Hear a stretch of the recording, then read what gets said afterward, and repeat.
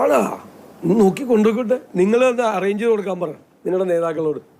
CPM അല്ല, election കാലത്ത് ഇവരെല്ലാവരും വിളിച്ചിട്ടുണ്ട്, കുറേ ആളുകളെ വിളിച്ചിട്ടുണ്ട്. വരുമോ ഇല്ലെന്ന് നോക്കി. കാരണം തൃക്കാക്കരയിൽ ഞങ്ങൾ സ്ഥാനാർത്ഥിയെ പ്രഖ്യാപിച്ചപ്പോൾ ആർക്കെങ്കിലും പരിഭവമുണ്ടോ, ആർക്കെങ്കിലും വിഷമമുണ്ടോ, വിഷമം ഉണ്ടാകാൻ സാധ്യത ആർക്കെങ്കിലും ഉണ്ടോ, അവരൊക്കെ കാലുമാറ്റം നോക്കിയിട്ടുണ്ട്. നടന്നില്ല എന്ന് മാത്രമേ ഉള്ളൂ. അത്രേ കാര്യമുള്ളൂ. അപ്പോൾ ഇവരെയൊക്കെ ചെയ്തുകൊണ്ടിരിക്കുന്ന സെയിം പണിയാണ്, സെയിം ആളുകളാണ് ഇതിനെല്ലാം വേണ്ടിയിട്ട് ഓപ്പറേറ്റ് ചെയ്യണത്. മനസ്സിലായില്ലേ?